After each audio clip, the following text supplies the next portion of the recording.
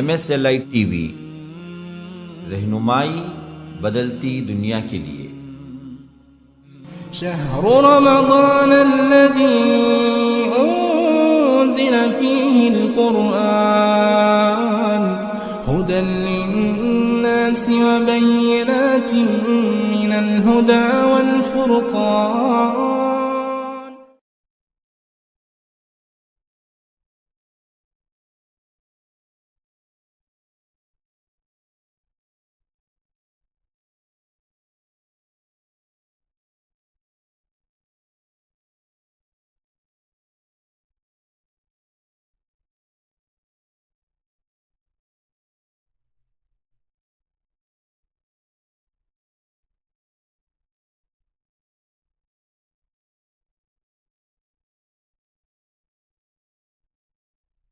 السميع العليم من همزه ونفثه ونفخه۔ بسم الله الرحمن الرحيم۔ الرحمن علم القرآن خلق الإنسان علمه البيان۔ اللهم أرنا الحق حقا وارزقنا اتباعه، وأرنا الباطل باطلا وارزقنا اجتنابه۔ اللهم علمنا ما ينفعنا وانفعنا بما علمتنا وارزقنا علما۔ رب اشرح لي صدري ويسر لي أمري واحلل عقدة من لساني يفقه قولي۔ اس اللہ کے نام سے ابتدا جس کے ناموں کی کوئی انتہا ہی نہیں۔ ولو ان ما فی الارض من شجرۃ اقلام والبحر يمده من بعده 7 أبحر ما نفدت كلمات اللہ۔ اس ذات اقدس پر کروڑوں درود و سلام ہو جو تمام جہانوں کے لیے رحمت للعالمین بن کے آئے تھے۔ اللہم صلی علی محمد وعلی آل محمد كما صلیت علی ابراہیم وعلی آل ابراہیم انک حمید مجید، وبارك على محمد وعلى آل محمد كما باركت على إبراهيم وعلى آل إبراهيم إنك حميد مجيد۔ برادران اسلام، واجب الاحترام بزرگوں، دوستوں، عزیز ساتھیوں، لائق احترام ماؤں اور بہنوں،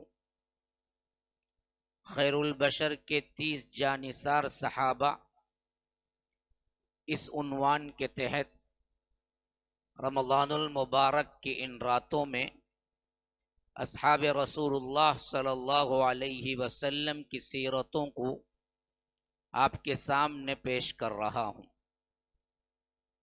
آج 11ویں رات ہے۔ اللہ تبارک و تعالی کے فضل و کرم سے مکمل ایک عشرہ ہو گیا، اور 10 صحابہ کرام کی سیرتیں آپ کے سامنے پیش ہو گئی۔ میں نے ان سیرتوں کے انتخاب میں یاد کرنے کے اعتبار سے جو طلباء ہیں، جو علمی پیاس بجھانا چاہتے ہیں، ان کو ترتیب آسان ہو جائے اس حیثیت سے الف سے آنے والے عموماً وہ نام پیش کیے جو ابو سے شروع ہوتے ہیں، اور 2 نام وہ رکھے جو الف سے شروع ہوتے ہیں لیکن ابو نہیں آتا ہے۔ سب سے پہلی سیرت ابی بن کعب کی الف سے شروع ہوئی، اور کل والی سیرت حضرت اسید بن حضیر کی الف سے شروع ہوئی۔ ان دونوں کے درمیان 8 ابو ہیں، 8 صحابہ کرام جن کی سیرت میں نے آپ کے سامنے ذکر کی ہیں، وہ تمام ابو کے لقب سے ہیں، اور 2 سیرتیں الف سے ہیں۔ یہ یاد رکھنے کے لیے میں نے ایک اشارہ دے دیا تاکہ حفظ کرنے والے، اور آج ایک والدہ نے ایک اپنی بچی کا ویڈیو مجھے بھیجا تھا، کویت میں رہنے والے، اللہ ان کو جزائے خیر دے۔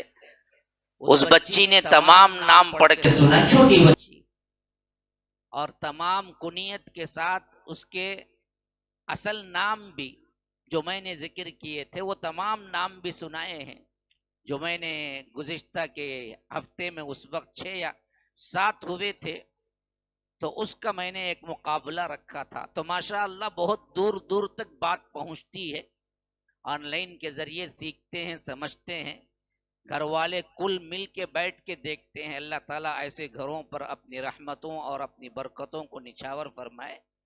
جو لوگ دور ہیں اور بہت سے لوگ دور دور سے یہاں آتے بھی ہیں ماشاءاللہ، اللہ تبارک و تعالی ان کی قبروں کو، ان کے گھروں کو بھی اللہ تعالی رحمتوں اور برکتوں سے منور فرما دے۔ تو یہ بہت خوشی ہوتی ہے کہ جب لوگ اس طرح اصحاب رسول اللہ صلی اللہ علیہ وسلم کی زندگیوں سے واقف ہو رہے ہیں، اور میرے لیے یہ باعث سعادت ہے کہ میرے ذریعے ہو رہے ہیں۔ تو اس حیثیت سے میں نے 10 سیرتیں جو اب تک پیش ہوئی ہیں، یوں سمجھ لیجئے کہ ہر ایک الف سے شروع ہوئی ہیں، اور آج میں نے اس صحابی کی زندگی رکھی جو حضرت عبداللہ ابن مسعود ہیں، عین سے شروع ہو رہی ہے، اور عموماً میرا ارادہ ہے کہ یہ پورا عشرہ 10 کا اگر مجھے مل جائیں تو یہی عین سے شروع ہونے والے وہ تمام صحابہ کرام، جہاں تک ہمیں سیرت کے اعتبار سے ہمیں ان کی نصیحتیں اور ان کی زندگیاں اور ان کے بہترین کردار ہمارے لیے نمونہ ہیں، اگر مل جائیں تو میں آپ کے سامنے انشاءاللہ رکھنے کی کوشش کروں گا۔ عموماً میرا طریقہ کار یہ ہوتا ہے کہ شروع میں نام پیش نہیں کرتا، لیکن اس واسطے پیش کر دیا کہ آج بات ذہن میں رہ جائے۔ حضرت عبداللہ سے شروع ہو رہی ہے اور عین سے شروع ہو رہی ہے بات، تو ہو سکتا ہے کہ ایسے عبادلہ ہیں جو تقریباً 10 مل جائیں گے، کیونکہ عبداللہ صحابہ میں بہت ہے، اور خاص طور پر بڑے بڑے صحابہ اپنے بچوں کا ایک بچے کا نام تو ضرور عبداللہ رکھے ہیں۔ اگر آپ سیرت میں دیکھیں تو عبداللہ سینکڑوں مل جائیں گے۔ ہمیں دراصل عبداللہ کیا ہو گیا؟ پرانا نام ہو گیا۔ مول صاحب کوئی نیا نام بولو جو کیا ہے، ایسا ملے جس کا نام و نشان ہی کچھ نہ ہو۔ نیٹ میں دیکھ لیا نیا نیا نام ہے یا فلم اسٹار کے نام سے ملتا جلتا ہے، تو ہمارے ماں باپ بڑے خوش ہو جاتے ہیں کہ نیا نام۔ ارے نیا نام نہیں، سب سے محبوب نام عبداللہ ہے۔ ہاں، سب سے محبوب نام عبداللہ ہے، سینکڑوں رکھو، عبداللہ ہی ہے، اس سے بہتر نام کائنات میں ہے ہی نہیں کوئی، وہی نام رکھنا ہے، بار بار رکھو، عبداللہ اکبر رکھو، عبداللہ اصغر رکھو۔ ایسے بھی صحابہ ہیں، ایسے بھی لوگ ہیں جنہوں نے عبداللہ ہی رکھا نام۔ اب ڈیفرنٹ کرنے کے لیے کیا کر دیا؟ عبداللہ اکبر بڑا عبداللہ، اصغر چھوٹا عبداللہ، اس کے بعد کا عبداللہ اول، عبداللہ دوم، عبداللہ سوم، سب کا نام عبداللہ، اول دوم سوم۔ ہاں، ایسے بھی رکھا عبداللہ اور عبد الرحمن۔ یہ اللہ کے رسول صلی اللہ علیہ وسلم نے فرمایا کہ ناموں میں سب سے خوبصورت، اللہ کو محبوب ترین نام ہے۔ اس واسطے کئی عبداللہ اگر مل جائیں تو اس کی جمع بن جاتی ہے عبادلہ، اور یہ ایسے عبادلہ بہت سے مل جائیں گے۔ انشاءاللہ کوشش کروں گا کہ حضرت عبداللہ جتنے آ گئے ہیں ان تمام کی سیرتیں ذکر ہو جائیں ان 10 دنوں کے اندر۔ بہرکیف آج جس صحابی کی سیرت ہے یہ حضرت عبداللہ ابن مسعود کی ہے۔ یہ صحابہ میں کسی کے بیٹے تو نہیں ہیں، اگلے عبداللہ آنے والوں میں زیادہ تر صحابہ کے بیٹے ہوں گے۔ یہ خود صحابی جلیل ہیں، اللہ تبارک و تعالی نے ان کو اللہ کے رسول صلی اللہ علیہ وسلم کی خدمت اور قرآن اور تعلیم و تعلم کے لیے صحابہ میں چن لیا۔ اللہ کے رسول صلی اللہ علیہ وسلم باقاعدہ طور پر ہدایتیں کرتے تھے، اعلان کرتے تھے بڑے بڑے مجمع میں کہ اگر تمہیں سیکھنا ہے تو عبداللہ ابن مسعود جیسی قراءت سیکھو۔ ابی ابن کعب اور عبداللہ ابن مسعود، ان دونوں کا نام قراءت اور قرآن سیکھنے میں، اور قرہ میں ابی ابن کعب، لیکن قرآن فہمی میں، قرآن کی قرات کے ساتھ قرآن فہمی میں اگر دیکھا جائے تو حضرت ابی ابن کعب سے بھی آگے بڑھ کے ایک درجہ حضرت عبداللہ ابن مسعود کا ہے۔ ہاں، اللہ کے رسول صلی اللہ علیہ وسلم قرآن فہمی کے تعلق سے اور اہم ترین علم سکھانے کے تعلق سے کہتے تھے کہ عبداللہ ابن مسعود سے سیکھو۔ کبھی کبھی ان کے نام کو عبداللہ ابن مسعود کے بجائے ابن ام عبد سے سیکھو۔ ام عبد یہ ان کی والدہ کا نام ہے۔ اللہ کے رسول صلی اللہ علیہ وسلم ان کی والدہ سے بھی بے انتہا محبت، صحابیہ ہیں وہ، ہاں، لیکن مسعود کو صحابیت کا زمانہ نہیں ملا بعض روایتوں میں، یا اسلام قبول نہیں کیے، لیکن عبداللہ اور ان کی والدہ، ان سے اللہ کے رسول صلی اللہ علیہ وسلم بے انتہا محبت کرتے تھے، تو کبھی کبھی نام لینے کے بجائے کہتے تھے کہ ام ابن عبد سے، ابن ام عبد سے سیکھو، عبداللہ ابن مسعود سے سیکھو۔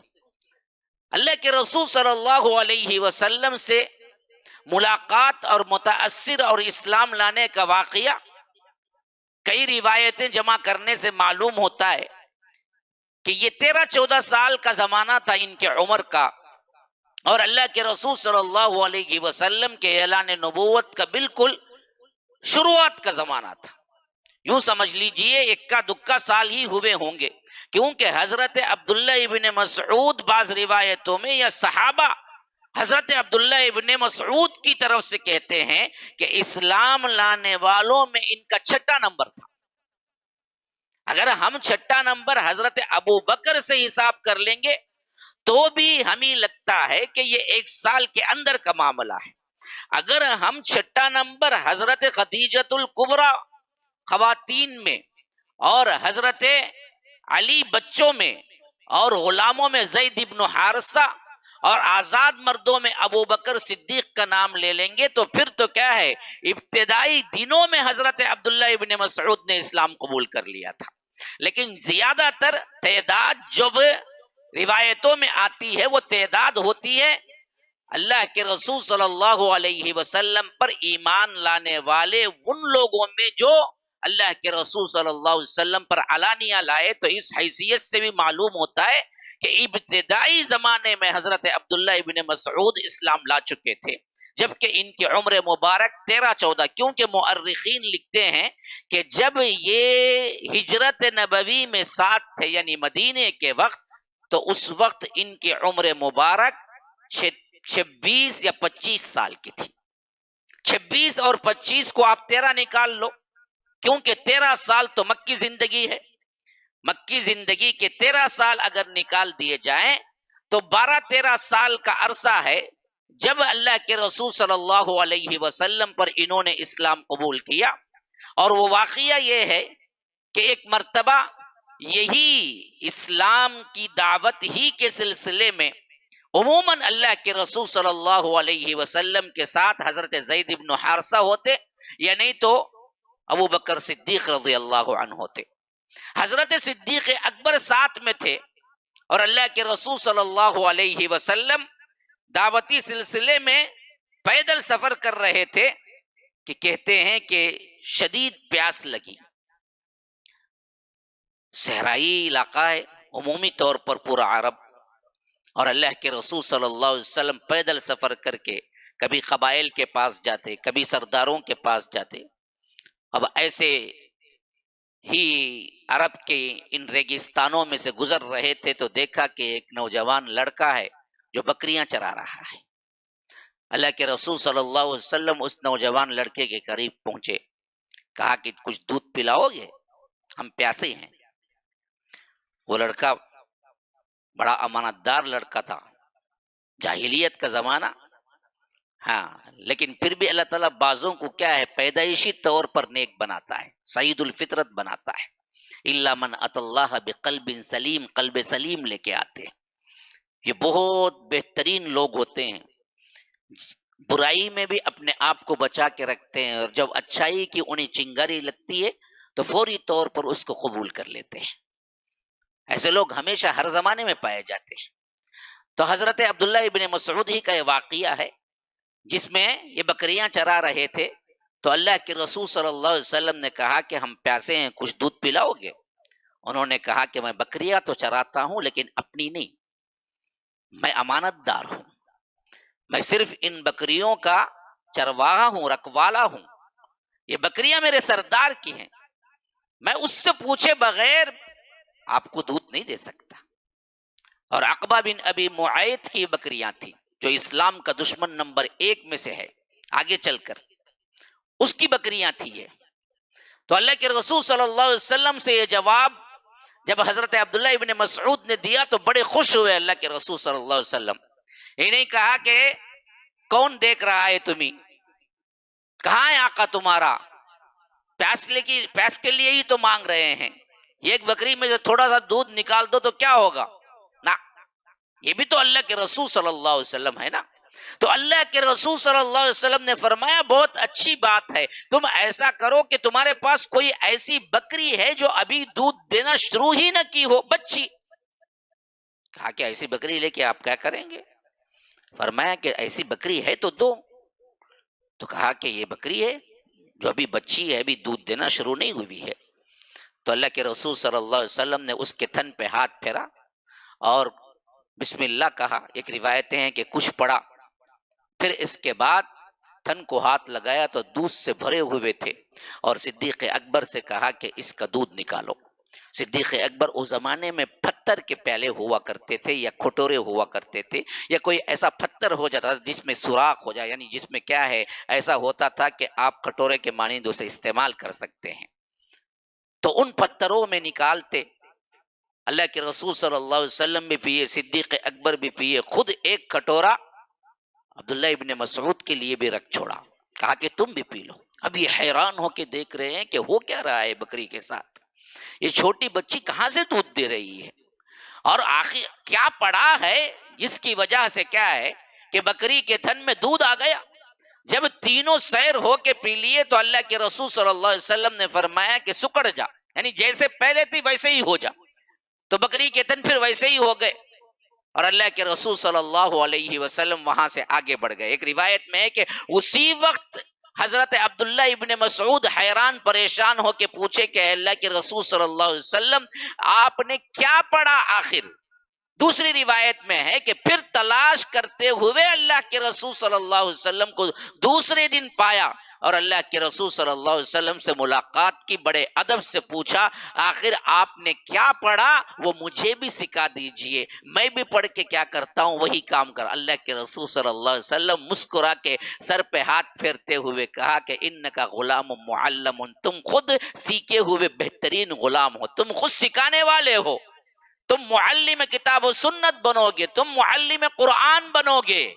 گویا کہ یہ پیش گوئی تھی جس میں اللہ کے رسول صلی اللہ علیہ وسلم نے کیا پڑھا یہ فرمانے کے بجائے پیشن گوئی کر دی کہ تم سیکھے ہوئے غلام ہو، تم ایسے نوجوان ہو، واقعہ آگے چل کر میری امت کو قرآن سکھاؤ گے۔ یہ کہنے کے بعد اللہ کے رسول صلی اللہ علیہ وسلم پر حضرت عبداللہ ابن مسعود اسلام قبول کر لیا۔ پھر اس کے بعد تمام زمانہ اللہ کے رسول صلی اللہ علیہ وسلم کے ساتھ رہے، حتیٰ کہ جب 4 نبوت میں گوہ صفا پر اللہ کے رسول صلی اللہ علیہ وسلم 3 نبوت میں اعلان کیا، وَأَعْرِضْ عَنِ الْمُشْرِكِينَ فَاصْدَعْ بِمَا تُؤْمَرْ، یہ آیت اتری کہ دیکھیے آپ اپنی دعوت کا علل اعلان پرچار کیجئے، وَأَعْرِضْ عَنِ الْمُشْرِكِينَ، اور مشرکوں سے منہ پھیر لیجئے، وہ کیا کر رہے ہیں آپ کے ساتھ اس کی کوئی پرواہ نہیں۔ تو اللہ کے رسول صلی اللہ علیہ وسلم وہ جو مشہور ترین خطاب ہے کوہ صفا پہ کھڑے ہو کے یا صباحا کا نعرہ لگا، یہ 3 نبوت میں ہو رہا ہے۔ اب علل اعلان مکے والوں کو معلوم ہو چکا تھا کہ اللہ کے رسول صلی اللہ علیہ وسلم ایک اللہ کی دعوت دے رہے ہیں۔ یہاں سے 4 نبوت میں مسلمانوں پر، صحابہ پر تکلیفوں کا سلسلہ شروع ہوا۔ جتنے تکالیف ہیں نا جی، حضرت صہیب ہیں، حضرت بلال ہیں، حضرت خباب ہیں، حضرت یاسر ہیں، حضرت سمیہ ہیں، حضرت عمار ہیں، حضرت ابو فہیکہ ہیں، زنیرہ ہیں، اور اسی طرح دوسرے جتنے واقعات ہم پڑھتے ہیں یہ اصل میں 3 نبوت کے بعد سے شروع ہوئے، اور 4 نبوت انتہائی کٹھن ترین زمانہ تھا۔ اس اثنا میں اللہ کے رسول صلی اللہ علیہ وسلم دیکھ رہے تھے جو ایمان لاتا ہے اس کے ساتھ یہ لوگ بدبخت درندوں سے بھی بدتر سلوک کر رہے ہیں، اور مظلوم بیچارے مسلمانوں کے پاس کوئی سہارا نہیں ہے جہاں وہ پناہ لے سکیں۔ تو 5 نبوت رجب میں اللہ کے رسول صلی اللہ علیہ وسلم نے کہا کہ اگر تم یہاں رہنا دوبھر ہے تو تم حبش ہجرت کر جاؤ۔ حضرت عبداللہ ابن مسعود بھی اسی میں شامل ہیں۔ حبش جانے کے بعد، وہاں پر رہنے کے بعد دوبارہ مکہ آئے، پھر اس کے بعد دوسری مرتبہ حبش جانے کا اعلان ہوا۔ اللہ کے رسول صلی اللہ علیہ وسلم نے 2 مرتبہ کہا کہ حبش کی طرف ہجرت کرو۔ صحابہ پہلے مرتبہ ہجرت کیے، جو نہیں کیے تھے دوسری مرتبہ کیے، لیکن حضرت عبداللہ ابن مسعود کا معاملہ یہ ہے کہ دونوں مرتبہ کیے۔ پہلے مرتبہ گئے، واپس آئے ہوئے تھے، پھر اللہ کے رسول نے کہا تو پھر گئے، پھر واپس آ گئے تھے، یہاں تک کہ اللہ کے رسول صلی اللہ علیہ وسلم 13 نبوت میں اعلان کیا کہ مدینے کی طرف ہجرت کر جاؤ۔ تو مدینے میں ہجرت کرنے والوں میں پھر یہ بھی شامل ہیں گویا کہ یہ مصائب و آلام سہتے ہوئے دین کے لیے اپنی زندگی میں 3 ہجرتیں کی، 2 مرتبہ حبشہ کی طرف، 1 مرتبہ مدینہ منورہ میں۔ اللہ کے رسول صلی اللہ علیہ وسلم پہنچنے سے پہلے یہ پہنچ چکے تھے، اور اللہ کے رسول صلی اللہ علیہ وسلم انہیں مدنی یعنی مہاجرین سے بھی بھائی چارہ کرایا۔ اسی طرح مکی صحابہ، مہاجرین، انصار دونوں میں ایک ایک صحابی کو بھائی چارہ کرایا، کیونکہ بعض صحابہ کو اللہ کے رسول صلی اللہ علیہ وسلم نے مہاجر سے بھائی چارہ کرایا، اور کئیوں کو مہاجر انصار سے بھائی چارہ کرایا۔ ایسے بعض صحابہ میں جن کو مہاجر صحابہ بھی ملے اور انصار صحابہ بھی ملے، ایسے میں حضرت عبداللہ ابن مسعود ہیں۔ مدینہ آنے کے بعد ان کا سب سے اہم ترین شیڈول کام، اگر آپ جاب دیکھیں گے، تمام مؤرخین اور سیرت نگار اور تمام اہل علم متفق ہیں کہ انہوں نے اپنے لیے اللہ کے رسول صلی اللہ علیہ وسلم کی خدمت کا انتخاب کیا، خود بخود مکمل۔ اللہ کے رسول صلی اللہ علیہ وسلم گھر میں داخل ہوتے، انتظار میں بیٹھے رہتے کہ پھر نکلیں گے کب، جیسے نکلتے دوڑ کے لا کے چپل رکھنا۔ اللہ کے رسول صلی اللہ علیہ وسلم چلتے تو عصا پکڑ کے آگے آگے چلنا، حتیٰ کہ اللہ کے رسول صلی اللہ علیہ وسلم ان کے شوق خدمت کو دیکھ کے فرمایا کہ دیکھو جس طرح عام لوگ اجازت لے کے گھر کو آتے ہیں، باہر کے لوگ، اس طرح آنے کی ضرورت نہیں ہے ابن مسعود، تمہارے لیے بغیر اجازت کے جب چاہے میرے گھر میں آ سکتے ہو، جب چاہے جا سکتے ہو، یہ صرف تمہارے لیے خاص ہے، اور جو تم دیکھتے ہو وہ حفظ بھی کرو، یہاں تک کہ لوگوں کو بات پہنچاؤ، کیونکہ معلوم ہو گھریلو زندگی اللہ کے رسول صلی اللہ علیہ وسلم کی کیسی تھی۔ اس حد تک اجازت حضرت عبداللہ ابن مسعود کو تھی، جب چاہے اللہ کے رسول صلی اللہ علیہ وسلم کے حجرات میں داخل ہوتے، اللہ کے رسول صلی اللہ علیہ وسلم کا ایک ایک کام حفظ کر لیتے، اور وہ روایت رکھ لیتے، اور وہ جا کے صحابہ کو سکھاتے، حتیٰ کہ ابو موسیٰ اشعری رضی اللہ عنہ کہتے ہیں کہ یہ دراصل خیبر میں ساتھ میں آئے تھے۔ میں حضرت ابو ہریرہ کی سیرت میں بیان بھی کر چکا ہوں، حضرت ابو موسیٰ اشعری بھی ساتھ میں آئے تھے۔ یہ کہتے ہیں کہ جب میں نے حضرت عبداللہ ابن مسعود کو سب سے پہلی مرتبہ دیکھا اور ان کی ماں کو دیکھا تو میں نے سمجھا کہ یہ بھی اہل بیت میں سے ہی ہیں، اللہ کے رسول صلی اللہ علیہ وسلم کے گھر والوں میں ہی ہیں۔ بہت بعد مجھے پتا چلا کہ یہ اللہ کے رسول صلی اللہ علیہ وسلم کے خاندان میں نہیں ہیں، بلکہ اللہ کے رسول صلی اللہ علیہ وسلم نے انہیں اجازت دے رکھی ہے، اور یہ اتنے محبوب ہیں کہ اللہ کے رسول صلی اللہ علیہ وسلم کے گھر میں بلا اجازت کبھی بھی داخل ہو سکتے ہیں۔ اس طرح عبداللہ ابن مسعود نے وہ تمام چیزیں اللہ کے رسول صلی اللہ علیہ وسلم کی سنتوں کو اکٹھا کر لیا اور اپنی زندگی میں بھی عمل میں لائے پوری زندگی، اور صحابہ کو بھی کئی چیزیں جو معلوم ہوئی وہ حضرت عبداللہ ابن مسعود سے معلوم ہوئی۔ یوں سمجھیے کہ علم کا پہاڑ تھا۔ ایک مرتبہ تمام صحابہ کی مجلس میں کہا، اللہ کی قسم قرآن کی مجھے ہر آیت کہاں اتری، کیوں اتری، کس سلسلے میں اتری میں جانتا ہوں، اور کوئی صحابی انکار نہیں کیا، کوئی صحابی انکار نہیں کیا۔ کیا کہہ رہے ہیں؟ کہاں اتری، کب اتری، کیوں اتری، شان نزول کیا ہے اس کا۔ پورے قرآن کی آیتوں کو میں جانتا ہوں، اور اس میں حضرت ابو بکر اور عمر جیسے بڑے بڑے صحابہ بیٹھے ہوئے ہیں، کسی نے انکار نہیں کیا کہ عبداللہ ابن مسعود تم کیا کہہ رہے ہو۔ اس طرح علم کا منبع سمندر بن گئے تھے۔ حضرت عبداللہ ابن مسعود اللہ کے رسول صلی اللہ علیہ وسلم کے ساتھ رہے، یہاں تک کہ اللہ کے رسول صلی اللہ علیہ وسلم نے ایک مرتبہ کہا کہ ابن مسعود سے قرآن پڑھو مجھ پر۔ یہ واقعہ میں نے ابی ابن کعب میں فرمایا تھا، لیکن وہاں پر معاملہ تھا کہ اللہ نے مجھے حکم دیا ہے کہ ابی میں تمہیں قرآن پڑھ کے سناؤں۔ یہاں اللہ کے رسول صلی اللہ علیہ وسلم نے خود کہا کہ عبداللہ ابن مسعود سے کہ ابن مسعود تم قرآن پڑھو۔ حضرت عبداللہ ابن مسعود نے فرمایا کہ اللہ کے رسول میں آپ پہ قرآن پڑھوں جبکہ آپ پر ہی قرآن اترا ہے؟ اللہ کے رسول صلی اللہ علیہ وسلم نے فرمایا کہ مجھے دوسروں سے سننا اچھا لگتا ہے۔ یہاں تک کہ بعض روایتیں ہیں کہ فرمایا کہ سورہ نساء پڑھو۔ تو حضرت عبداللہ ابن مسعود شروع ہو گئے، قرآت شروع کی، قرآن پڑھ رہے ہیں، کس کے پاس؟ حامل قرآن و نبوت ہی کے پاس۔ اللہ کے رسول صلی اللہ علیہ وسلم سننا شروع کیے، کیا مرحلہ ہوگا، کیا بہترین ماحول ہوگا۔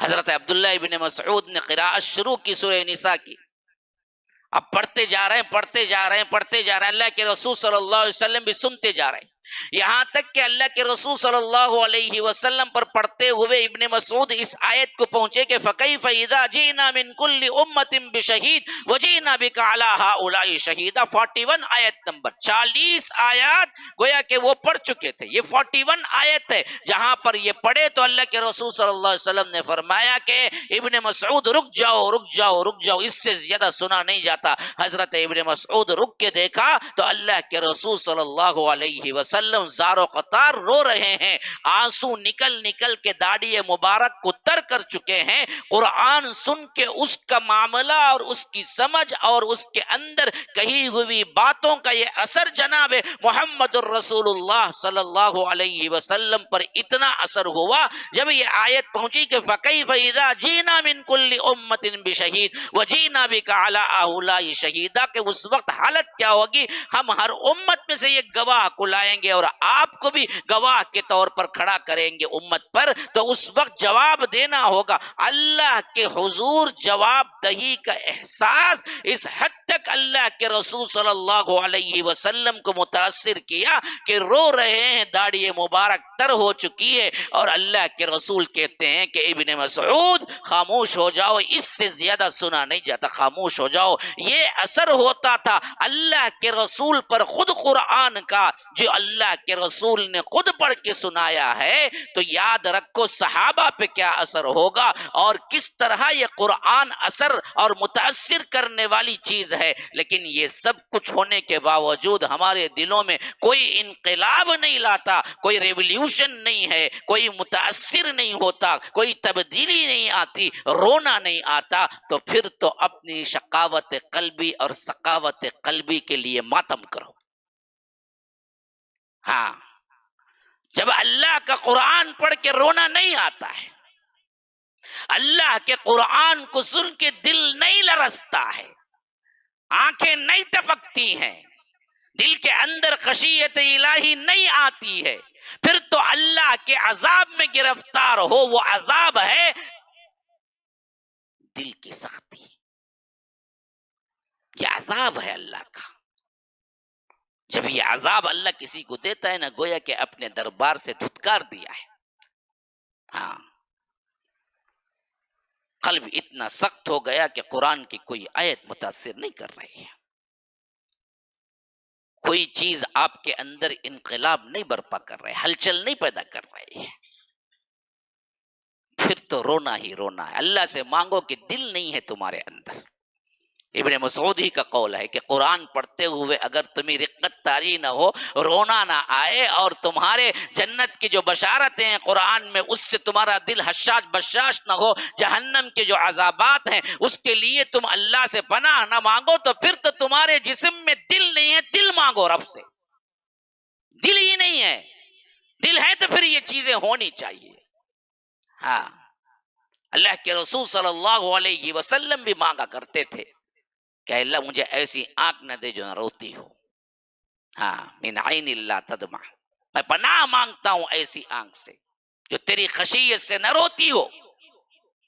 ومن قلب لا تخشع، وہ دل سے پناہ مانگتا ہوں جس دل کے اندر تیری خشیت نہ ہو، تیرا ڈر نہ ہو، رونا نہ آئے.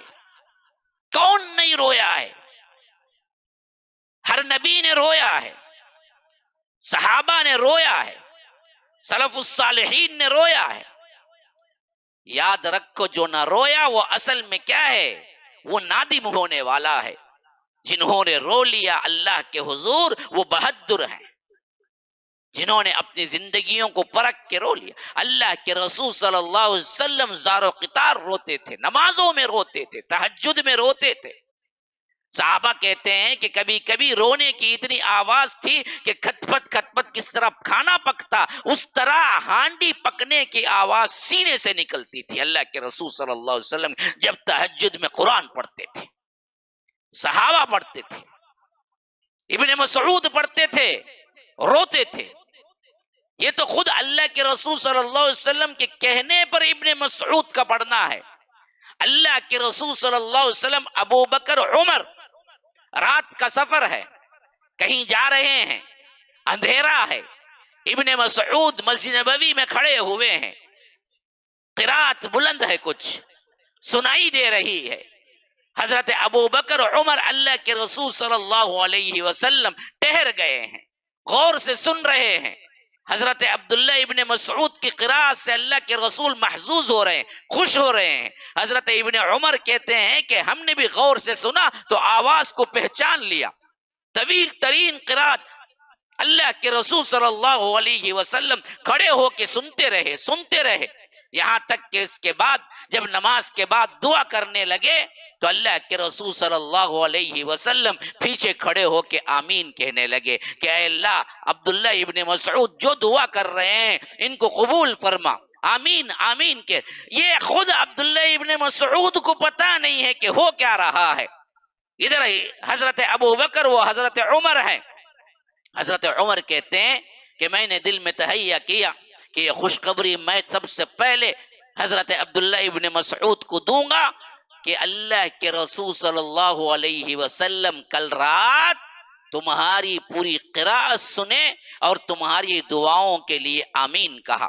میں فجر کے بعد دوڑا گیا، حضرت عبداللہ ابن مسعود کو دیکھا اور خوشی یہ تھی کہ میں خوشخبری دوں گا تو کتنے خوش ہوں گے. لیکن اس وقت مجھے مایوسی ہوئی جب پتا چلا کہ ابو بکر نے مجھ سے پہلے خوشخبری دے چکے ہیں. اللہ کی قسم کہتے ہیں کہ میں کبھی ابو بکر سے آگے نہیں بڑھ سکتا نیکی میں. جب کبھی میں خیال کرتا کہ میں ابو بکر سے آگے بڑھ جاؤں، لیکن ابو بکر مجھ سے آگے ہوتے. وہ خوشخبری دینے والوں میں جہاں میں پہنچا تھا اس سے پہلے معلوم ہوا کہ صدیق اکبر آ کے خوشخبری دے چکے ہیں حضرت عبداللہ ابن مسعود کی. قرآن کا شغف، قرآن سے محبت، قرآن کا پڑھنا، قرآن ہی زندگی، یہ حضرت عبداللہ ابن مسعود کو اتنا سجھایا، اتنا بہترین لگا کہ آپ دیکھتے ہیں کہ قریش مکہ کے وقت مکی زندگی میں جب سب سے پہلے مکی سورتوں کا اللہ تبارک و تعالی نے اللہ کے رسول صلی اللہ علیہ وسلم پر نازل کیا تو وہ سورتیں بہت چھوٹی چھوٹی بھی ہوا کرتی تھی. یہ آیتیں چھوٹی چھوٹی لیکن اس کے اندر معانی اور مار اس وقت کے ان کے عقائد پر بہترین ضرب ہوتی تھی. ایسے وقت میں صحابہ کہتے ہیں کہ ہم نے ایک مرتبہ تمام صحابہ جو اس وقت مسلمان ہو چکے تھے بیٹھ کے سوچا کہ کسی طرح بلند آواز سے قریش مکہ کو قرآن سنایا جائے. کس کی ہمت ہے؟ کیونکہ یہ لوگ تو سنتے نہیں. ان لوگوں کا مسئلہ کیا ہوتا؟ وقال الذين كفروا لا تسمعوا لهذا القرآن والغوا فيه لعلكم تغلبون. قرآن نہ سنو، لا تسمعوا لهذا القرآن. اگر کہیں چل رہا ہے، کہیں سنایا جا رہا ہے، شور و غل کرو، شور مچاؤ تاکہ تم غالب رہو. آج بھی بہت سے نعرے ہیں کہ قرآن نہ سنو یا قرآن نہیں سمجھ آ سکتا، قرآن نہ پڑھو۔ ہمارے اپنے بھی ہیں بہت سے انوسینٹ پاپ بیچارے مسلمان معصوم، ان کے علماء ایسوں نے جو پٹی ان کو پڑھا دی ہے، لال کتاب کے پیچھے لگا دیا تو لال کتاب لگا کے پھرتے ہیں، ہری کتاب کے پیچھے لگا دیا تو لگے پھرتے ہیں، اٹھا کے موٹا اٹھا کے، جس طرح گدھا پھرتا ہے بوجھ اٹھا کے، ویسے ہی بوجھ اٹھا کے پھرتے ہیں پوری زندگی۔ نہ قرآن سیکھا، نہ حدیث سیکھی، نہ کچھ سیکھا، بس کیا ہے چند کلمات اور چند چیزیں، اقرا میں مسلم فلاں 6 نمبر کے تھے، 6 نمبر کے پوچھے پھری زندگی گزار کے چلے جاتے ہیں۔ کبھی انہوں نے سوچا نہیں کہ یہ 6 نمبر آیا کہاں سے، کبھی اپنی زندگی کو تبدیل تو کرتے نہیں۔ تو یہ حالت ہمارے اندر بھی ہے، ان لوگوں کا بھی یہی مسئلہ تھا۔ تو صحابہ نے سوچا کہ کس طرح ہم ان کو قرآن سنائیں تاکہ یہ سنیں تو نہ جی متاثر ہوں گے، پلٹیں گے، سننے کے لیے ہی تیار نہیں ہے تو پھر کیسے پلٹیں گے؟ تو اس وقت حضرت عبداللہ ابن مسعود نے کہا کہ صحابہ نے کہا کہ نہیں، ان لوگوں کی طرف سے شرارت ہو سکتی ہے یا کچھ بھی اقدام اٹھائیں گے، اس کام کے لیے تو کوئی ایسی شخصیت آنی چاہیے جس کا قبیلہ پیچھے مضبوط ہو، لیکن تم تو کیا ہے نوجوان ہو اور تمہارا قبیلہ مضبوط بھی نہیں ہے۔ حتیٰ کہ عبداللہ ابن مسعود کہتے ہیں کہ میں نے کہا کہ کوئی پرواہ نہیں ہے، میرا اللہ میرا حامی و ناصر ہوگا، آپ چھوڑ دیجئے، جو ہوگا مجھ سے ہوگا، دیکھیں گے کل میں سناؤں گا سب سے پہلے۔ اور یہ آئے حرم میں، اسی لیے میں نے خطبے کے آغاز میں سورہ رحمان پڑھی تھی۔ روایتوں میں آتا ہے کہ یہی سورہ رحمان مکی صورت ہے اور ابتدائی صورتوں میں سے ہے کہ آئے سورہ رحمان کی تلاوت شروع کی، حضرت عبداللہ ابن مسعود کی قرات ہو اور حرم جیسا سما ہو اور وہاں پر بلند آواز سے پورے سوس کے ساتھ رحمان شروع ہو جائے، ویسے بھی قرآن کی خوبصورت ترین صورتوں میں سے ایک ہے۔ لیکن غلط العام ایک بات بھی ہے، قرآن کی دلہن کہتے کون؟ رحمان۔ دلہا کون بھائی؟ تب نعوذ باللہ، اس طرح اپنے طرف سے کیا نہیں کر لینا، سورتوں کے نام نہیں رکھ لینا۔ ہاں، جہاں جس کی فضیلت جو آئی ہے احادیث کے اندر، اس کے لیے تو ہم کہہ سکتے ہیں، لیکن خوبصورت ترین صورتوں میں سے ایک ہے، اور خاص طور پر اس کا جو انداز بیاں ہے وہ بالکل ڈیفرنٹ ہے۔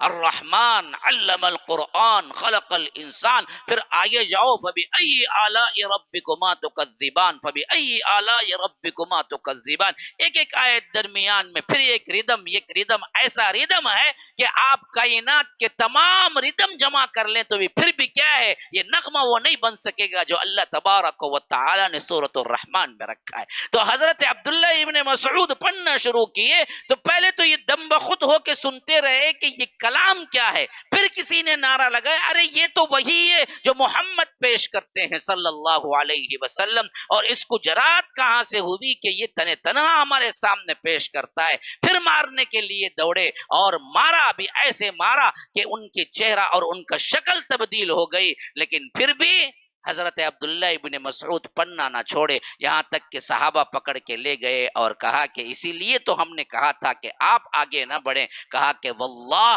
مار کھانے کے بعد جو کچھ دل میں ڈر تھا اللہ نے وہ نکال دیا، پرکا کی بھی حیثیت نہیں ہے ان کے مار کی۔ اگر آپ کل پڑھو کہتے ہیں تو میں پھر کل پڑھنے کو لیے تیار ہوں۔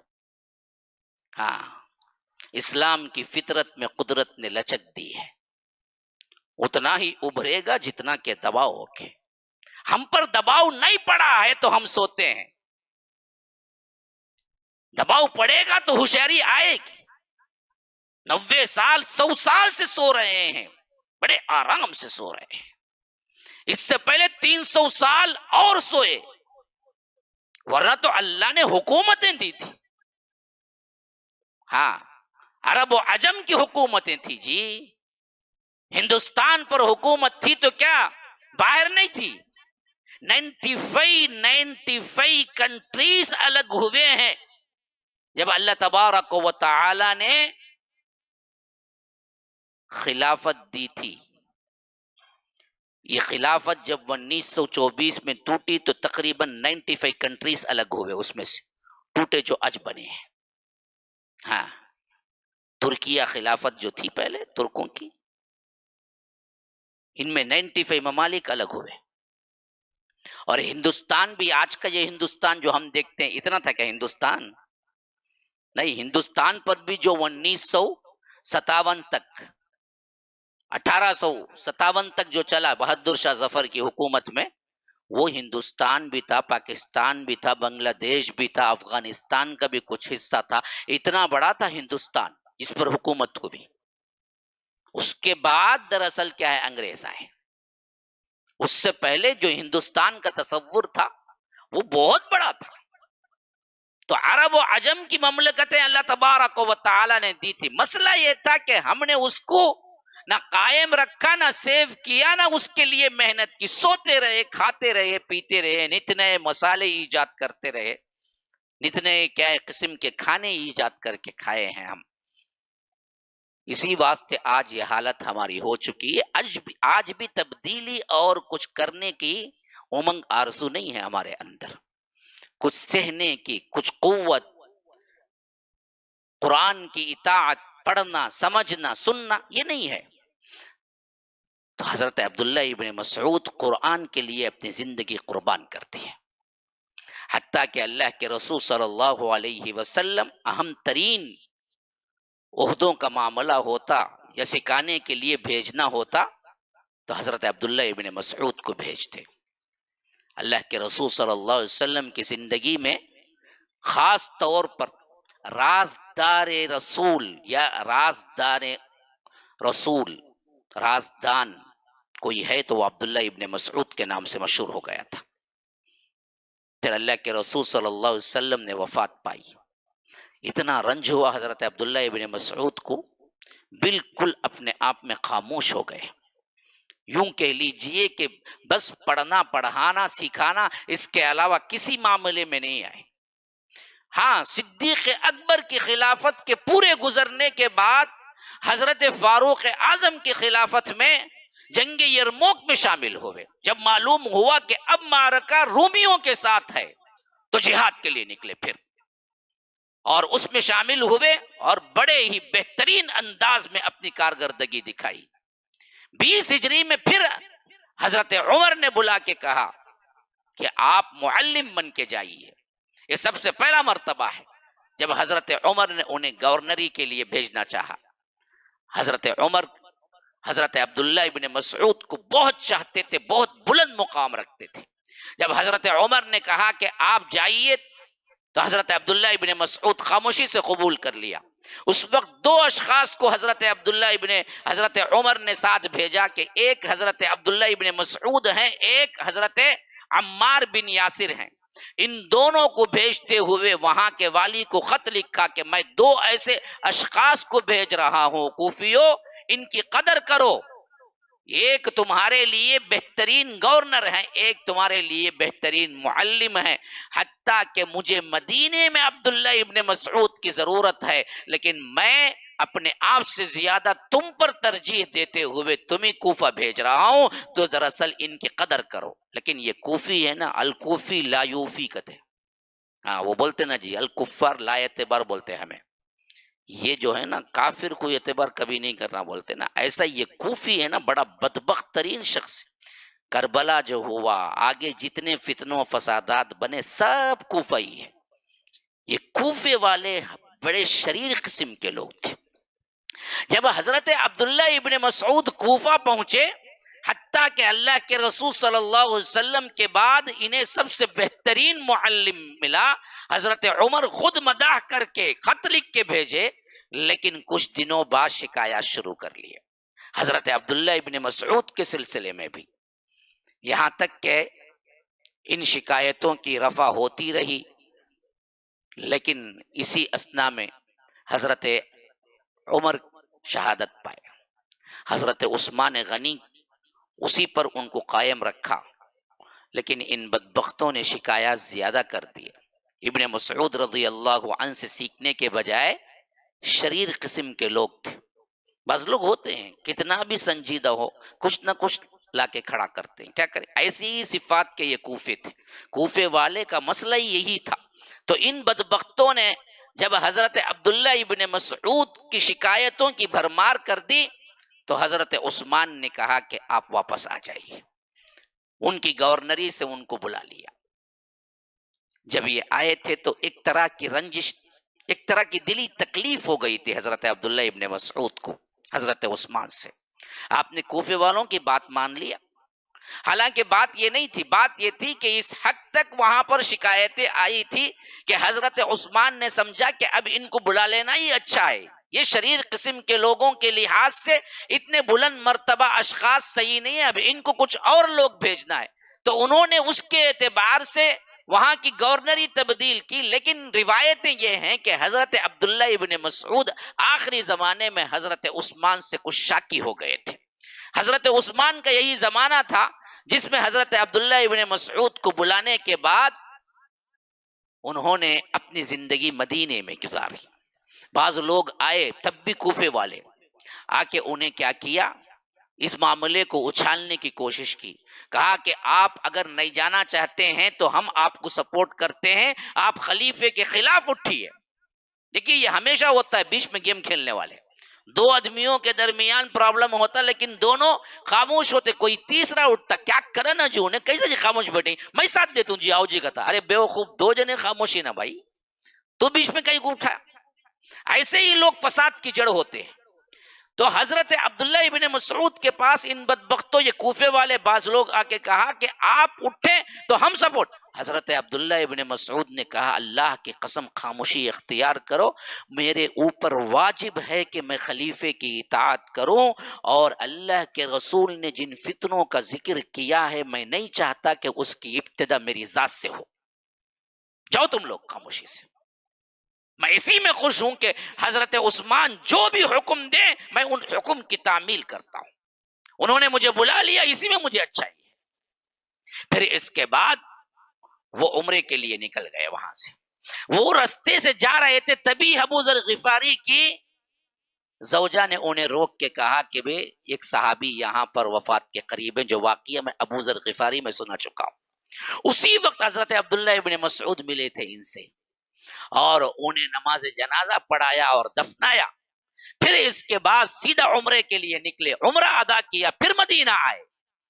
مدینہ آنے کے بعد بستی، یعنی یہ جو دفنایا حضرت ابو ذر کا جو واقعہ ہوا، اس سے بہت دن نہیں گزرے کہ وہ بیمار پڑ گئے. جب حضرت عثمان کو معلوم ہوا رضی اللہ عنہ حضرت عبداللہ ابن مسعود بہت بیمار ہیں تو وہ آئے. یہ بزرگوں کی بڑی رقت انگیز ملاقات ہے. حضرت عبداللہ ابن مسعود کے پاس حضرت عثمان آ کے کہا کیا شکایت ہے آپ کو؟ یعنی کچھ رنجش ہو گئی تھی نا جی، کچھ دنوں سے کیا ہے معاملات صحیح نہیں تھے. حضرت عثمان جیسی شخصیت، خلیفہ، لیکن یہ نہیں دیکھا. اس رنجش کو مٹانے کے لیے خود چل کے آئے اور حضرت عبداللہ ابن مسعود کے پاس بیٹھے ہوئے کہہ رہے ہیں کہ بتاؤ آپ کو کیا شکایت ہے. اب دیکھیے یہ بھی کس پائے کے بزرگ ہیں. عبداللہ ابن مسعود نے فرمایا کہ مجھے کوئی شکایت نہیں ہے سوائے اپنے گناہوں کی.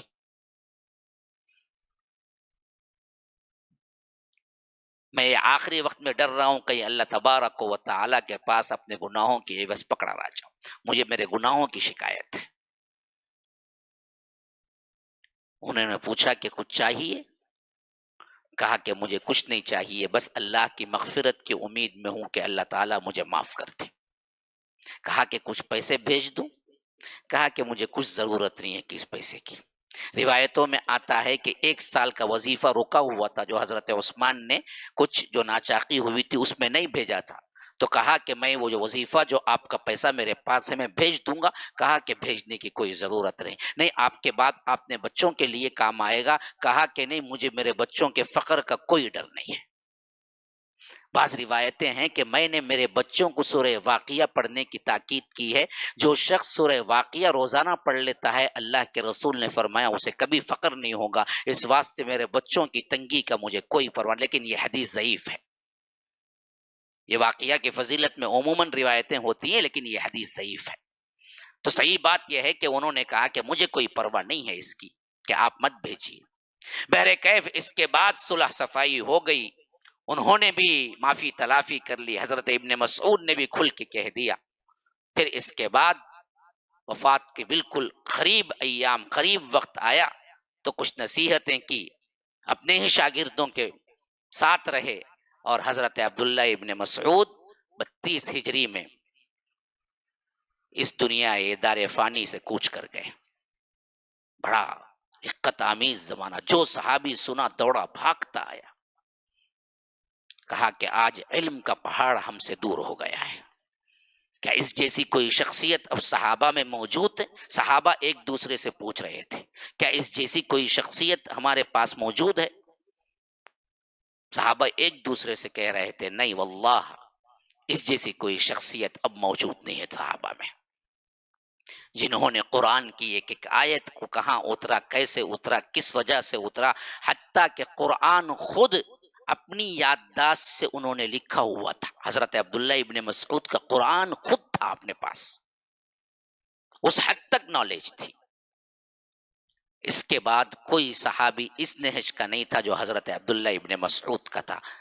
تو جو کچھ بھی اللہ تبارک و تعالی نے انہیں امتیازی شان عطا کیا وہ قرآن کی بدولت اور اللہ کے رسول صلی اللہ علیہ وسلم کی خدمت کی بدولت ہے۔ آج بھی ہم اللہ کے قرآن کو اور اللہ کے رسول صلی اللہ علیہ وسلم کی سنتوں کو پکڑیں گے تو یاد رکھو کبھی ہمارے اندر تنزل نہیں آئے گا، کبھی ہمارے اندر فتنے فسادات نہیں اٹھیں گے، وہی عروج پائے گا جو اللہ تبارک و تعالی نے اصحاب کو دیا۔ لیکن ہم نے کیا کیا ہے اس کے لیے کبھی تیاری نہیں کی ہے۔ اللہ تعالیٰ سمجھ کی توفیق دے، ھذا وباللہ التوفیق وصلی اللہ وسلم علی نبینا محمد۔ اسأل اللہ لی ولکم ولسائر المسلمین من کل ذنب فاستغفروا انہ هو الغفور الرحیم۔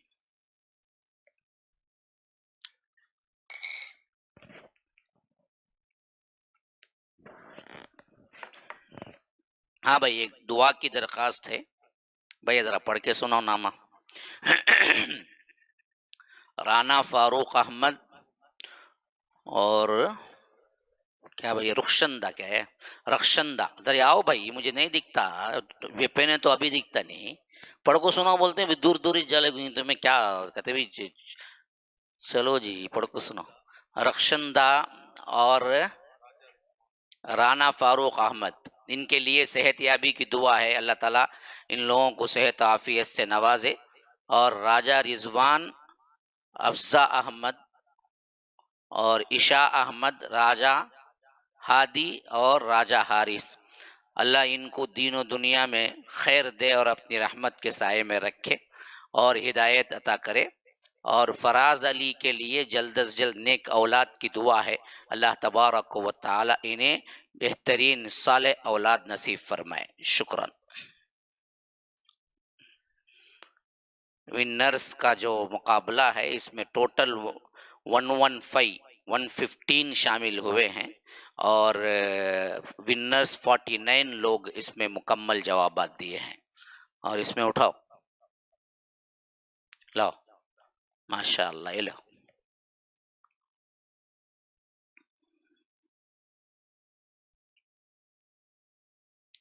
کیا بھائی ہے؟ ہاں انیس صحابہ، صحابہ کئی کو گئے نو، ہمیں صحابہ کی زندہ گزار، ہاں سبا، ہاں اڑیسا کے انیس سبا آئے ہیں، اٹھاؤ لو۔ عادل احمد، یہ کیا بھائی ہے پتھر، ہاں لو۔ تمہیں اٹھانا نہیں، میں اٹھا دیتا ہوں نا، تمہیں کیا اٹھا دیں، تم نہ کو چاکلیٹ فقط لے چل جاتے، میں اٹھاؤ نہ کیا بھی اٹھائے تو ہمیں دینا پڑے گا بعد میں۔ اور آکو شاکرہ بیگم چنئی، سبحانک اللہم وبحمدک اشہد ان لا الہ الا انت استغفرک واتوب الیک۔ السلام علیکم ورحمۃ اللہ وبرکاتہ۔ السلام علیکم ورحمۃ اللہ وبرکاتہ کہ یہاں پر جو معاملات ابھی چل رہے ہیں، خاص طور پر تیسری جو چھت ڈالی جا رہی ہے، اس کے لیے میں رمضان المبارک سے پہلے ہی اعلان کیا تھا کہ 65 لاکھ کی ضرورت ہے۔ ابھی دراصل 50 لاکھ کی ضرورت ہے، کام ہو رہا ہے، چھت پڑ چکی ہے۔ میں نے سوچا کہ اگر اس کو آسانی سے تقسیم کر لیا جائے، کوئی بڑا اماؤنٹ ہی نہیں بنتا، 1000 لوگ 5000 روپیے دیں گے، 50 لاکھ بن جائیں گے۔ تو میری گزارش یہ ہے آپ لوگوں سے کہ 5000 روپیے کے لیے کون تیار ہیں؟ وہ لوگ اس رمضان المبارک کے بہت بہترین موقع پر اپنے آپ کو آگے لے آئیں، ریسیپشن میں جائیں، 5000 روپیے عطا کریں۔ نمبرات کے اعتبار سے اعلان کے بعد اب تک 2 حضرات دے چکے ہیں، لیکن یہ بہت ہی کم تعداد ہے کہ 1000 میں صرف 2 افراد آگے آئے ہیں جنہوں نے 5,000 ادا کیے ہیں۔ اب آپ لوگوں میں جو لوگ چاہتے ہیں وہ لوگ آگے آئیں، بڑی رقم نہیں ہے، 5000 روپیے سے ہم کو سپورٹ کریں۔ 1000 آدمی جمع ہو جائیں گے تو الحمدللہ ہمارا تمام تر خرچہ اور الحمدللہ جو ہاسٹل بن رہی ہے اس کا خرچہ مکمل ہو جائے گا۔ اللہ تبارک و تعالی دینے والوں کو اور دے، نہ دینے والوں کو اللہ تبارک و تعالی دینے کی توفیق عطا کرے۔ الحمدللہ ہم نے جب بھی اعلان کیا ہے آپ لوگ اس کا بہترین ساتھ دیے ہیں۔ امید ہے کہ اس معاملے میں آپ لوگ ابھی بھی کار خیر میں ساتھ دیں گے۔ اللہ تبارک و تعالی ہم سب کو صحت عافیت کے ساتھ دین و دنیا کی ہر بھلائی عطا کرے۔ السلام علیکم ورحمۃ اللہ وبرکاتہ۔ السلام علیکم ورحمۃ اللہ وبرکاتہ کہ یہاں پر جو معاملات ابھی چل رہے ہیں، خاص طور پر تیسری جو چھت ڈالی جا رہی ہے، اس کے لیے میں رمضان المبارک سے پہلے ہی اعلان کیا تھا کہ 65 لاکھ کی ضرورت ہے۔ ابھی دراصل 50 لاکھ کی ضرورت ہے، کام ہو رہا ہے، چھت پڑ چکی ہے۔ میں نے سوچا کہ اگر اس کو آسانی سے تقسیم کر لیا